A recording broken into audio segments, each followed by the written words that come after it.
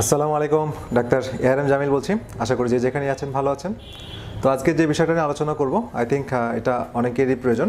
সেটা হচ্ছে diabetic complication, অর্থাৎ আমাদের যাদের 10 বছর বা তারও বেশি ডায়াবেটিসে আমরা আক্রান্ত, বা যেসব ভাই বোনেরা ডায়াবেটিসে আক্রান্ত এবং 10-15 বছর হয়ে গেছে, তাদের শরীরে বিভিন্ন ধরনের কমপ্লিকেশন বা জটিলতা দেখা দেয়। তো সেই বিষয়টা নিয়ে কিছু আলোচনা করব এবং এ থেকে প্রিভেনশন অথবা রিভার্স করার কিছু ভিটামিন এবং খাবার বা সাপ্লিমেন্ট নিয়েও আলোচনা করব। তো আমরা দেখি যে আমাদের ডায়াবেটিস কমপ্লিকেশনে কোন কোন এরিয়াতে বেশি সমস্যা তৈরি করে। প্রথমে হচ্ছে চোখে যে সমস্যাটা হয়, চোখের যে রেটিনা হচ্ছে আমাদের নার্ভের একটা বর্ধিত অংশ। হ্যাঁ, ব্রেন থেকে অপটিক যে নার্ভটা বের হয়ে আসে এবং নার্ভের একটা বর্ধিত অংশ এই রেটিনাতে ডায়াবেটিস রোগীদের অনেক সমস্যা হয়। ম্যাকুলার ডিজেনারেশন বলে, হ্যাঁ, তারপরে রেটিনোপ্যাথি হয়। তো এছাড়া চোখের ক্যাটারাক্ট বা ছানি পড়ে অল্প বয়সেই ডায়াবেটিস রোগীদের, বা অল্প সময়ের মধ্যে ক্যাটারাক্ট ঝুঁকি থাকে, ছানি পড়ার। গ্লুকোমা, চোখের মধ্যে প্রেশার বৃদ্ধি পায়, যে কারণে অনেক সময় ডায়াবেটিস রোগীরা অন্ধ হয়ে যায়, রেটিনার প্রবলেমে অন্ধ হয়ে যায়। সো এই কমপ্লিকেশনগুলো চোখে প্রায় দেখা যায় ডায়াবেটিস রোগীদের, স্পেশালি যাদের ডায়াবেটিসের বয়স 10 বছর পার হওয়া শুরু করে। ঠিক আছে, মানে 10 ইয়ার্স অ্যান্ড অনওয়ার্ড। দ্বিতীয় যে সমস্যাটা হয় সেটা হচ্ছে আর্টেরাইটিস হচ্ছে আর্টারিতে যে সমস্যাগুলো হয়, সেটা হচ্ছে আমাদের শরীরে যে রক্তনালী আছে, ব্লাড ভেসেল, সেই ব্লাড ভেসেলের ভিতরে যে সেল আছে সেটা হচ্ছে এন্ডোথেলিয়াম সেল। তো এন্ডোথেলিয়াল সেলে ইনফ্লামেশন হয়। তো ইনফ্লামেশন হওয়ার পরে সেখানে প্লাক তৈরি হয়। হ্যাঁ, প্লাক তৈরি হয়, ক্লট হয়, অর্থাৎ চর্বি জমে যায়, ইনফ্লামেশন হয়, প্রদাহ হয়। সেখানে পরবর্তীতে বিভিন্ন ক্যালসিয়াম, প্লাটিলেট, বিভিন্ন প্রোটিন যে ওখানে ক্লট তৈরি করে, ব্লক করে দেয়। এবং এইটা যখন হার্টে হয়, করোনারি আর্টারিতে হয়, তখন হার্ট অ্যাটাক হয়। যখন এটা ব্রেনে হয় তখন এটা স্ট্রোক হয়। হ্যাঁ, পক্ষাঘাতে আক্রান্ত হয়ে যায়। চোখে হলে চোখের দৃষ্টি সমস্যা করে। শরীরে অন্যান্য অঙ্গ প্রত্যঙ্গ হলে পেরিফেরাল ভাস্কুলার ডিজিজ বলে, অর্থাৎ পায়ে হলে পায়ে গ্যাংগ্রিন, হাতে হলে এই সমস্যাগুলো হয়। তো এই ঝুঁকিগুলো ইনফ্লামেশনের কারণে হয় ডায়াবেটিস রোগীদের। তারপরে যে জায়গাটা ডায়াবেটিস রোগীরা বেশি আক্রান্ত হয় সেটা হচ্ছে নার্ভাস সিস্টেম, অর্থাৎ আমাদের নার্ভ এবং ব্রেইন, টোটাল যে সিস্টেমটা আছে নার্ভাস সিস্টেমে, তো সেখানে ডায়াবেটিস রোগীদের সমস্যা তৈরি করে। তো নার্ভের যে প্রবলেমটা হয় সেটাকে আমরা এক কথায় বলতে পারি নিউরোপ্যাথিতে আক্রান্ত হয়। তো এটা দুইভাবে ভাগ করা যায়, পেরিফেরাল নিউরোপ্যাথি এবং অটোনমিক নিউরোপ্যাথি। তো পেরিফেরাল নিউরোপ্যাথির ফিচারগুলো কি, যে হাতে পায়ে যে নার্ভগুলো বের হয়ে আসছে, নার্ভগুলো গিয়েছে সেখানে, ডায়াবেটিস রোগীদের নার্ভের প্রবলেম হওয়ার কারণে সেখানে হাত পা জ্বালাপোড়া করে, শিন করে, অনেকের পিন দিয়ে খোঁচা মারার মতো পেইন হয়, কেউ পা মানে সারাদিন পা ধুইতে হয়, পা জ্বালাপোড়া করে, পায়ে মোজা পড়তে পারে না, এই ধরনের অনেক সমস্যাগুলো হয়। আর অটোনমিক সিস্টেম আমরা জানি যে আমাদের সিম্প্যাথেটিক এবং প্যারাসিম্প্যাথেটিক এই দুইটা সিস্টেমের সমন্বয়ে অটোনমিক নার্ভাস সিস্টেম। তো অটোনমিক নার্ভাস সিস্টেমে যখন ডায়াবেটিস আক্রান্ত করে, ডায়াবেটিস জটিলতা, তখন আমাদের পেটের ক্ষেত্রে গতি নষ্ট হয়ে যায়, অর্থাৎ কোনো সময় পায়খানা কষা হয়, কোনো সময় পায়খানা পাতলা হয়। ঠিক আছে, অথবা খাবার হজম হচ্ছে না, খাওয়ার পরে পেটটা একদম ফুলে আছে, খাবার পাস করতেছে না। হার্টের ক্ষেত্রে যখন নার্ভাস সিস্টেমের সমস্যা হয় তখন হার্টে প্যালপিটেশন হয়। হ্যাঁ, তারপরে হঠাৎ করে প্রচুর ঘাম হচ্ছে, হঠাৎ করে আবার ঠান্ডা লাগতেছে, এই যে সমস্যাগুলো, এবং অনেক সময় বুক ধরফর করা, এই জাতীয় জটিলতাগুলো অটোনমিক নার্ভাস সিস্টেমের সমস্যা। তো অটোনমিক নিউরোপ্যাথিতে আক্রান্ত হয়। এছাড়া ব্রেনে ডায়াবেটিসে আক্রান্ত কারণে ডিমেনশিয়া হয়, অর্থাৎ ভুলে যাওয়ার প্রবণতা তৈরি হয়। অ্যালজিমার্স ডিজিজ, পার্কিনসন ডিজিজ, এই ধরনের ডিজেনারেটিভ ডিজিজগুলো ব্রেনে আক্রান্ত করতে থাকে। আচ্ছা, এরপরে আমরা দেখব কিডনি একটা গুরুত্বপূর্ণ অর্গান। আমরা জানি এটা একটা লার্জেস্ট আমাদের ফিল্টার অর্গান। এই দুইটা কিডনি আমাদের শরীরের ব্লাড থেকে সব টক্সিন এবং দূষিত পদার্থকে ফিল্টার করে মূত্র হিসেবে, ইউরিন হিসেবে শরীর থেকে বের করে দেয়। তো এটা একটা বড় ছাঁকনি যন্ত্র। এবং এই ডায়াবেটিস হচ্ছে নাম্বার 1 কজ আমাদের কিডনি ফেলিওর বা রেনাল ফেলিওরের। তো কিডনি ফেলিওর বা রেনাল ফেলিওর রোগী 10 বছর বা 15 বছর ডায়াবেটিস আক্রান্ত হওয়ার পরে তাদের এই ফিল্ট্রেশনের প্রবলেম হয়। তো এটাকে বলা হয় নেফ্রোপ্যাথি। হ্যাঁ, নেফ্রোপ্যাথি। তো এই নেফ্রোপ্যাথিতে যখন আক্রান্ত হয় তখন আমাদের কিডনি থেকে অ্যালবুমিন যায়, আমাদের ছাঁকনি যন্ত্রগুলো ঠিকমতো কাজ করতে পারে না, পরবর্তীতে এখানে ডায়াবেটিক অ্যাসিডোসিস বা বিভিন্ন জটিলতাগুলো তৈরি হতে থাকে। ঠিক আছে, তো এই সমস্যাগুলো ডায়াবেটিক জটিলতার কারণে হয়।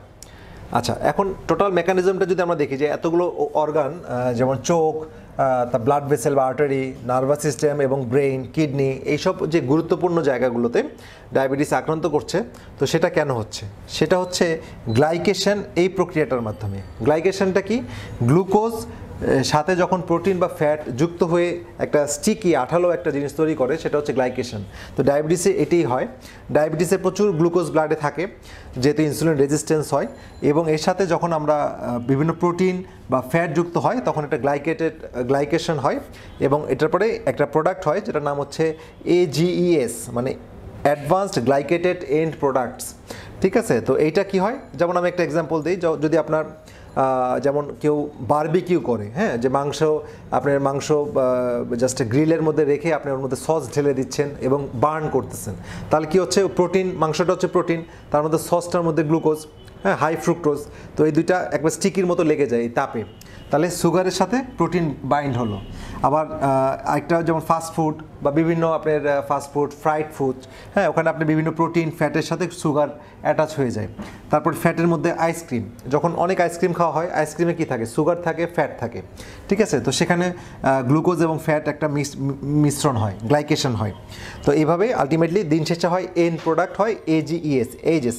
এই এজেসের মাধ্যমেই এতগুলো সমস্যা তৈরি হয়। এই কিডনি প্রবলেম, নার্ভাস সিস্টেমের প্রবলেম, ব্লাড ভেসেলের প্রবলেম, চোখে প্রবলেম, এই এজেস হওয়ার কারণে, হ্যাঁ, অ্যাডভান্সড গ্লাইকেটেড এন্ড প্রোডাক্ট। তো এইটা যখনই হয় তখন বডিতে ইনফ্লামেশন হয়, অক্সিডেটিভ স্ট্রেস হয়, অর্থাৎ অনেক ফ্রি রেডিক্যাল তৈরি হয়, ফ্রি রেডিক্যাল দ্বারা ইনজুরি হয়। তো শরীরের প্রত্যেকটা কোষ এবং কোষ প্রাচীরগুলো আক্রান্ত হতে থাকে এই ইনফ্লামেশন, অক্সিডেটিভ স্ট্রেস এবং ফ্রি রেডিক্যাল। তাহলে এজেস হচ্ছে মূল এন্ড প্রোডাক্ট, কিন্তু এটা হচ্ছে ডায়াবেটিসের কীভাবে ইনজুরি করে সেটা আমি বললাম। আচ্ছা, এখন আমরা আসলে কিছু আশার বাণী নিয়ে কথা বলি। আমরা তো এতক্ষণ প্রবলেমটা দেখলাম যে ডায়াবেটিস, অবশ্যই আমরা ডায়াবেটিস হলে কীভাবে লাইফস্টাইল করবো সেটা তো আমরা অনেক ভিডিওতে আলোচনা করেছি। আজকে আমরা ডায়াবেটিক কমপ্লিকেশন, আজকে টপিক্সটা যেহেতু ডায়াবেটিক কমপ্লিকেশনে আমরা কীভাবে পরিত্রাণ পেতে পারি সেগুলো নিয়ে আলোচনা করা, এবং বরাবরই আমরা সবসময় নেচারের দ্বারস্থ হই। আমরা প্রাকৃতিক পদ্ধতিতে, প্রাকৃতিক লাইফস্টাইল, প্রাকৃতিক উপাদানের সাহায্য নিয়ে আমরা বেরিয়ে আসতে চাই সমস্যা থেকে। তো সেই ক্ষেত্রে কিছু ভিটামিন এখানে খুবই হেল্প করে, যেমন বেনফোটিয়ামিন, এটা one of the vitamin B1, হ্যাঁ, এটা B1, এবং এই ভিটামিন B1 এটা পেরিফেরাল নিউরোপ্যাথিকে এটা হেল্প করে পেরিফেরাল নিউরোপ্যাথি থেকে রোগীদেরকে বের করে আনতে। তো যাদের পেরিফেরাল নিউরোপ্যাথির যে ফিচারগুলো বললাম যাদের মধ্যে আছে, তারা বেনফোটিয়ামিনটা ট্রাই করতে পারেন। আর ভিটামিন C কমপ্লেক্স, এগুলো সবগুলো ওভার দ্য কাউন্টার ড্রাগ, অর্থাৎ আপনারা এটা নিজেরাই আপনারা এটা যে কোনো থেকে কিনতে পারবেন, অ্যামাজনে পাওয়া যায় বা বিভিন্ন জায়গায় সুপার যেখানে আপনার ভিটামিন সেল করে সেখানে পাওয়া যাবে। তবে অবশ্যই আপনি চিকিৎসকের সাথে কথা বলে নিলে অবশ্যই ভালো।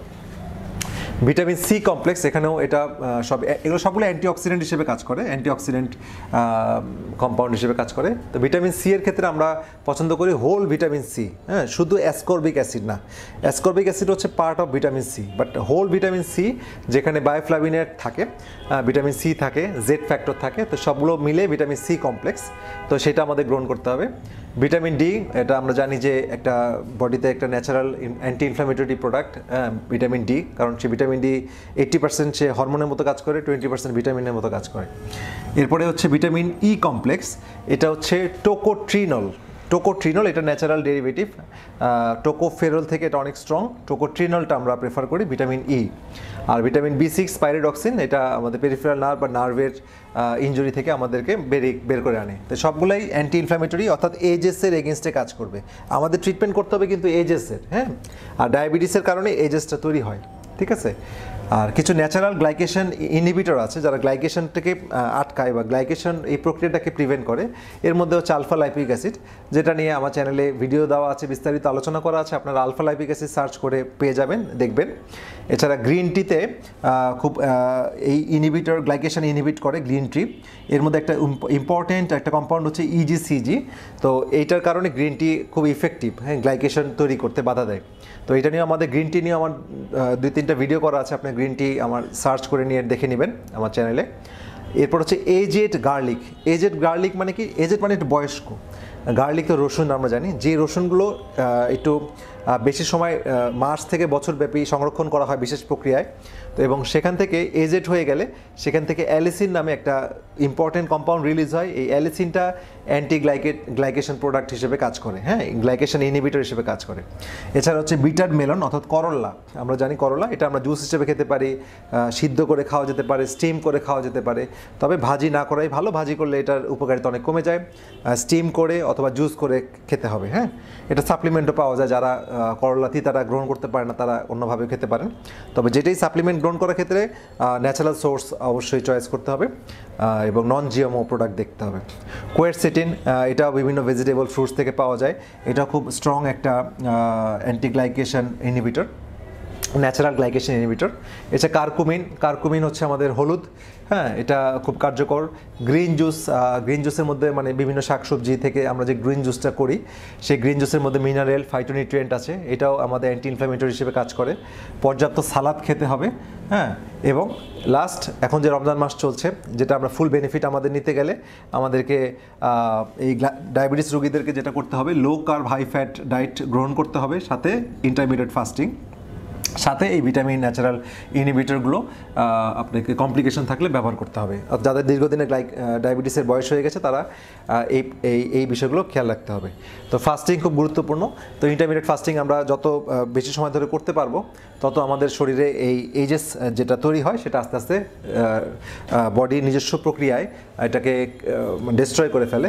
কারণ ফাস্টিংয়ে অটোফেজি চালু হয় এবং অটোফেজির মাধ্যমে কোষের মধ্যে যে ডেড বা কি বলা যায় যে ধ্বংসপ্রাপ্ত বা অকার্যকর যে প্রোটিনগুলো থাকে সেগুলো বডি নিজেই এনগালফ করে ফেলে, বডির যে কোষগুলো সেগুলোকে খেয়ে ফেলে, পরিষ্কার করে ফেলে। তো ফাস্টিংয়ের এই বেনিফিটটা আমরা নিব এবং আমাদের এইভাবে সুন্দর লাইফস্টাইল, খাবারের প্যাটার্ন চেঞ্জ করব এবং এই ধরনের ভিটামিন সাপ্লিমেন্টগুলো গ্রহণ করতে পারি। এবং আমাদের এই নলেজটা যদি আমরা অ্যাপ্লাই করি তাহলে আমরা ডায়াবেটিসের কমপ্লিকেশন থেকে অনেকটা বেরিয়ে আসতে পারবো। তো যাই হোক, আশা করি আমাদের এই ইনফরমেশনগুলো আপনাদের কাজে লাগবে এবং আমাদের এই চ্যানেলের আপনারা যারা নতুন এসেছেন তাদের রিকোয়েস্ট থাকবে সাবস্ক্রাইব করবেন এবং বেল বাটনে ক্লিক করে রাখবেন, তাহলে নতুন ভিডিও দেওয়ার সঙ্গে সঙ্গে আপনারা আপলোড পেয়ে যাবেন, আপনাদের মেসেজ পেয়ে যাবেন। এবং জনস্বার্থে ভিডিওগুলো শেয়ার করবেন, কারণ এই প্রয়োজনীয় ইনফরমেশনগুলো সবারই প্রয়োজন, আপনাদের আত্মীয়স্বজন সবারই প্রয়োজন, সুতরাং জনস্বার্থে শেয়ার করবেন। তো সবাই ভালো থাকেন, সুস্থ থাকেন। পরবর্তী আরও কোনো গুরুত্বপূর্ণ ভিডিও নিয়ে আপনাদের মাঝে হাজির হব। সেই পর্যন্ত শুভকামনা থাকলো। আল্লাহ হাফেজ।